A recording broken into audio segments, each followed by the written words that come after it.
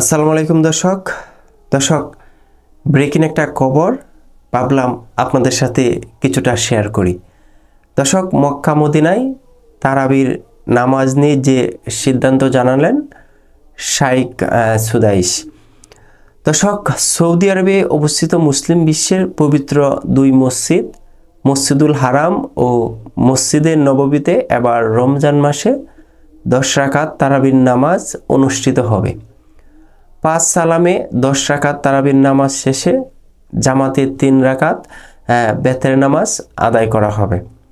দর্শক, হারামাইন শরীফাইন কর্তৃপক্ষের নেওয়া এই সিদ্ধান্ত জানিয়েছেন পবিত্র দুই মসজিদের জেনারেল প্রেসিডেন্সির সভাপতি শাইখ আব্দুর রহমান আস সুদাইস। খবর ইনসাইড দ্য হারামাইনের। দর্শক, সোমবার 17 ফেব্রুয়ারি এই সিদ্ধান্ত জানানো হয়েছে। দর্শক, খবরে আরও বলা হয়েছে মসজিদুল হারাম ও মসজিদে নববীতে এর আগে 20 রাকাত তারাবির নামাজ আদায় করা হতো। 2020 সালে বিশ্বব্যাপী করোনা মহামারীর ছাড়িয়ে পড়লে স্বাস্থ্য সুরক্ষার বিষয়টি বিবেচনা করে তারাবির রাকাত সংখ্যা কমিয়ে 10 রাকাত করা হয়। এরপর টানা কয়েক বছর ধরে মসজিদ দুটিতে 10 রাকাত তারাবির নামাজ চলমান রয়েছে। 2025 সালে এই সিদ্ধান্ত বহাল থাকলেও এর নির্দিষ্ট কারণ এখনও উল্লেখ করা হয়নি। দর্শক, তবে ধারণা করা হচ্ছে মুসল্লিদের ক্লান্তি কমানো ও বেশি সংখ্যক মানুষকে নামাজ আদায়ের সুযোগ দেওয়ার জন্য 10 রাকাত পদ্ধতি অব্যাহত রাখা হয়েছে। মসজিদে হারাম ও মসজিদে নববীতে প্রতিদিন প্রচুর উমরা পালনকারী আসেন। 10 রাকাত তারাবির ফলে উমরা ও নামাজ দুইটিই সহজভাবে পরিচালনা করা সম্ভব হইলে মনে করেন কর্তৃপক্ষ।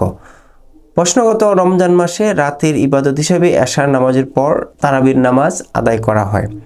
বাংলাদেশ সহ বিশ্বের মুসলিম প্রায় সব দেশেই পবিত্র রমজান মাসে 20 রাকাত তারাবির নামাজ আদায় করা হয়। মসজিদে গিয়ে উৎসবমুখর পরিবেশে তারাবির নামাজ পড়েন মুসলমানেরা।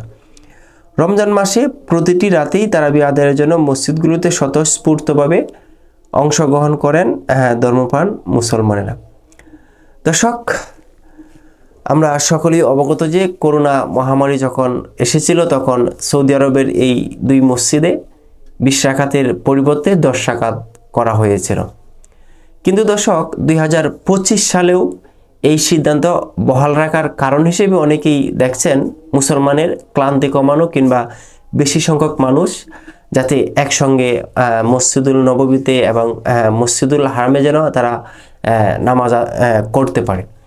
দর্শক, আজকের মতো বিদায় নিচ্ছি। পরবর্তী কোনো ব্রেকিং আপডেট আসলে আপনাদেরকে জানিয়ে দেওয়ার চেষ্টা করব। ধন্যবাদ, ভালো থাকবেন, ভালো রাখবেন এই প্রত্যাশা।